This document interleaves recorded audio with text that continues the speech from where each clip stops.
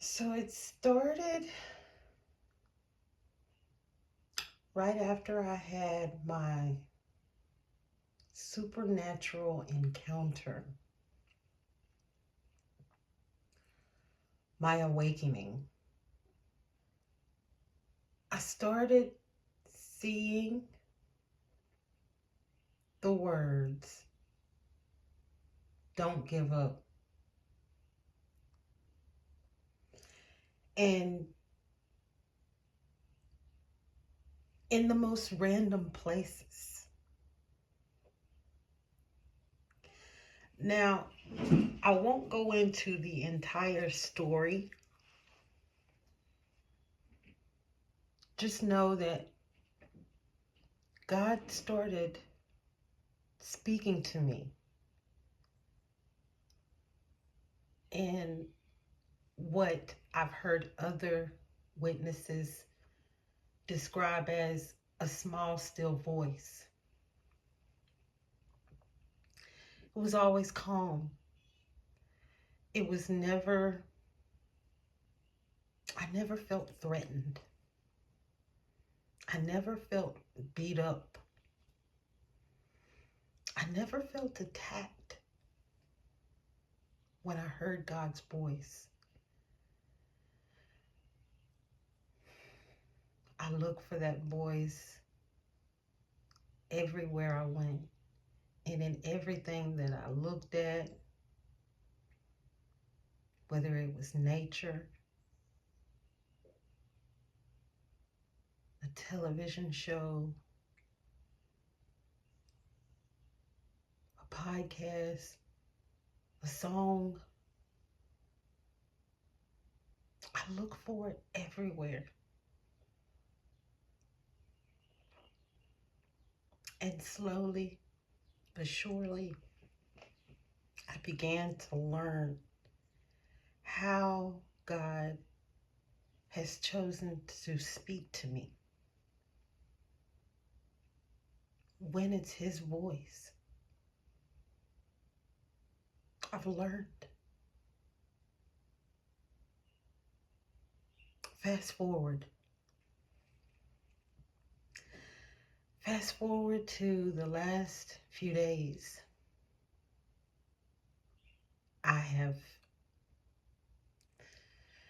Let me bring you up to speed. I decided to create a video about an app that I use from time to time. And I mentioned the word lazy in that video. Now, I'm used to people tapping into my phone, getting my information, using my ideas, speaking on what I've recorded before I ever release it. Okay, I'm used to this. I've gotten accustomed to it. I may not like it very much, but hey, it is what it is at this point. And after saying that word, lazy, I was listening to a brother in Christ um, who used this word, and it didn't sound very encouraging. And so I decided I'm not going to say that it didn't strike a nerve, do something. I felt it. But I didn't quite understand. Um, so I decided I was going to just sweep it under the rug, let it go, ignore it.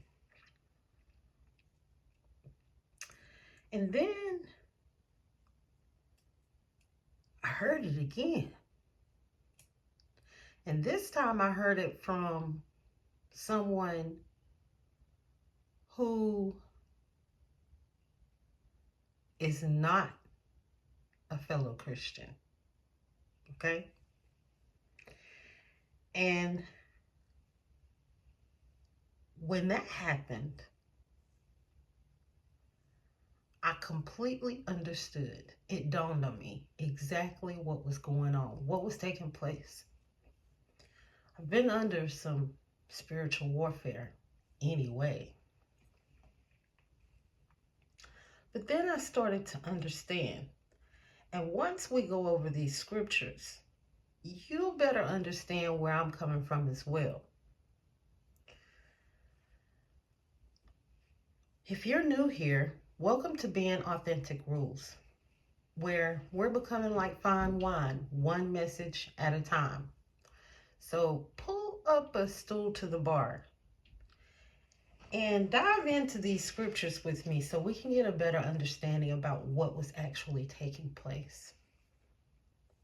Luke chapter 22, verse 2 through 4 says, the leading priests and teachers of religious law were plotting how to kill Jesus, but they were afraid of the people's reaction.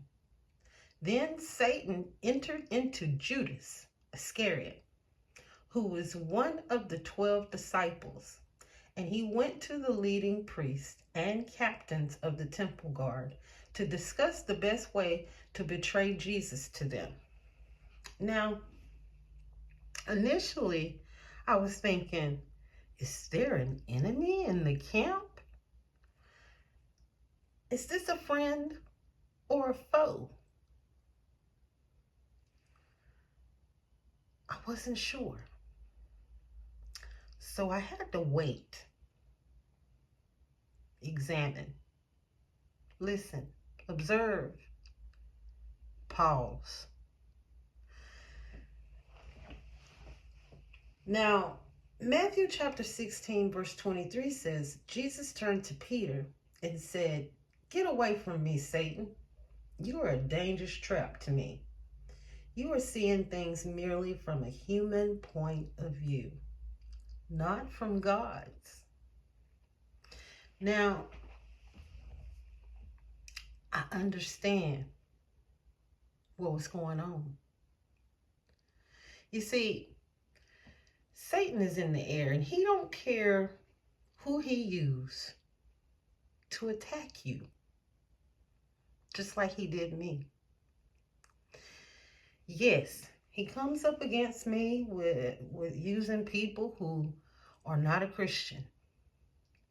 But he can also jump in some of our brothers and sisters without their knowledge, without them knowing what they're being used to do, to attack you as well. Now, I don't know about you, but there are those who will say, well, that's not an attack. That's an opinion. Opinions can be attacks. And I don't know anybody who takes too kindly to being called lazy. Okay? Let's get that out there in the open for the world to see.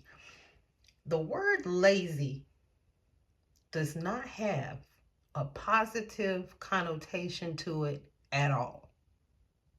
If you got one, let me know what it is. I'll wait.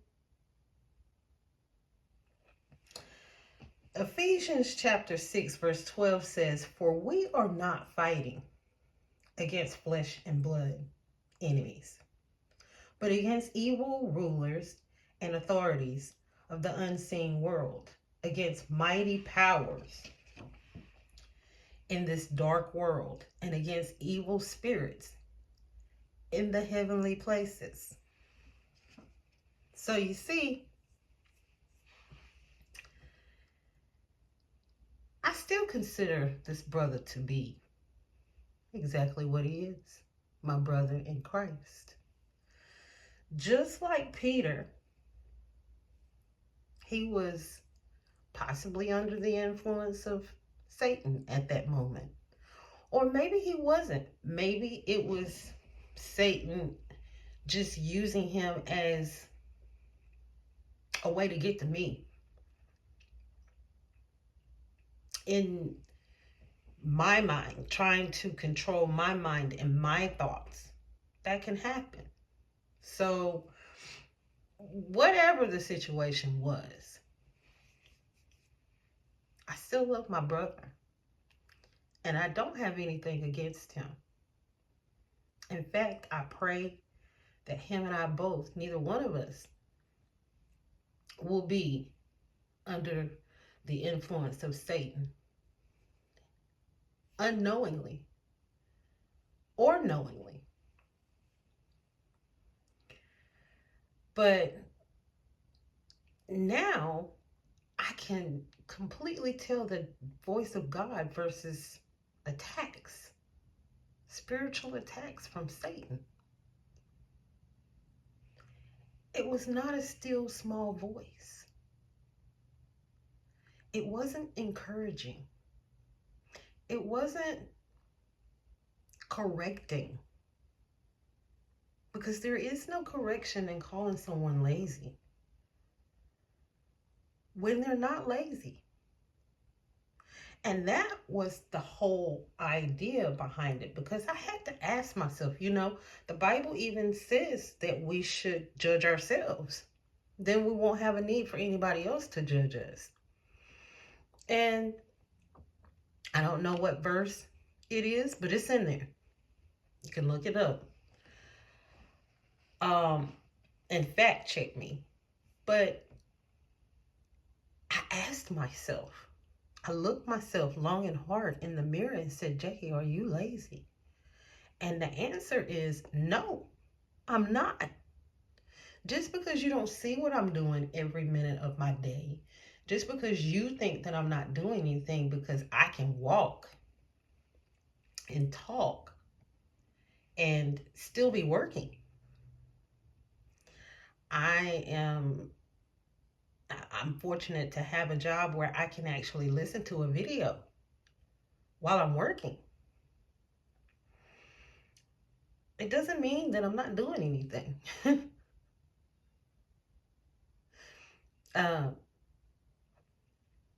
Instead of driving and listening to music, I drive and listen to videos. I'm constantly looking and searching for ways to improve myself, self-development, personal growth. That's what I'm interested in. And so, like, when I'm not studying the Bible, this is what I do. I cook, I clean, and I listen to videos. Now, sometimes I'm put in a position where I can't do that. But for the most part, I can do that. I may not can use my hands to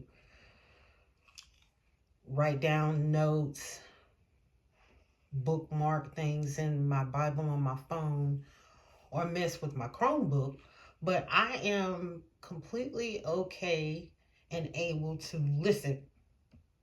I can listen. And that's what I do.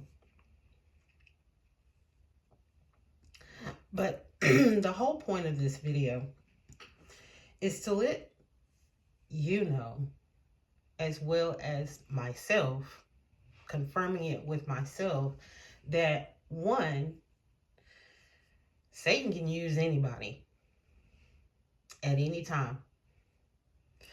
And two, to get under your skin, that is. And number two,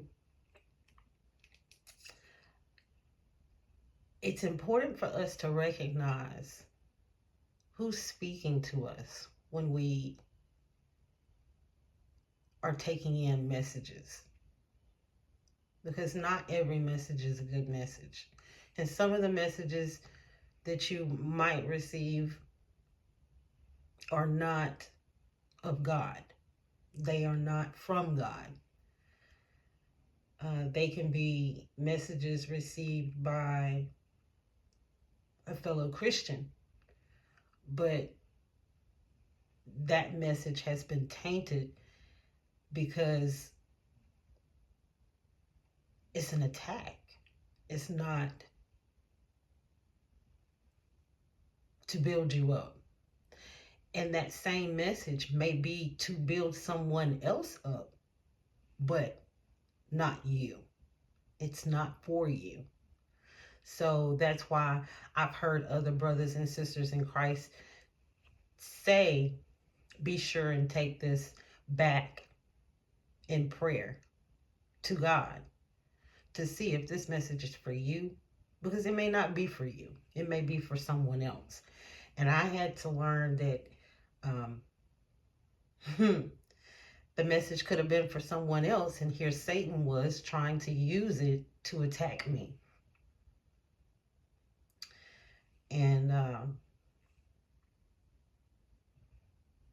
And to confirm the fact that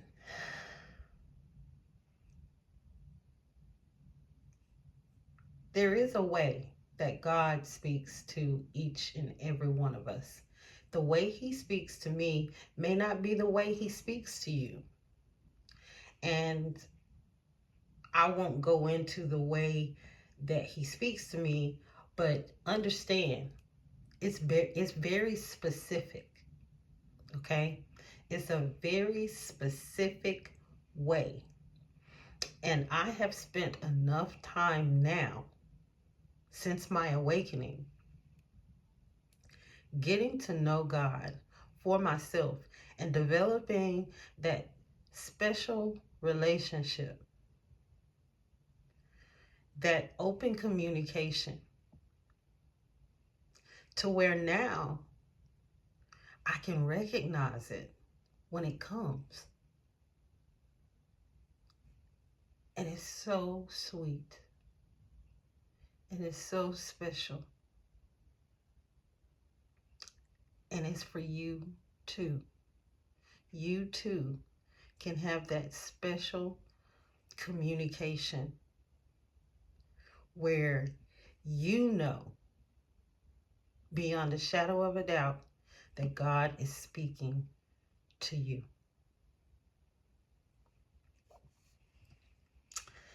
Well, friends, that's all for today. If you feel led to like, comment, share, or subscribe, don't let the enemy stop you. No matter what, thank you for being here. Until next time, I love you, and keep sunsetting the bar. Bye for now.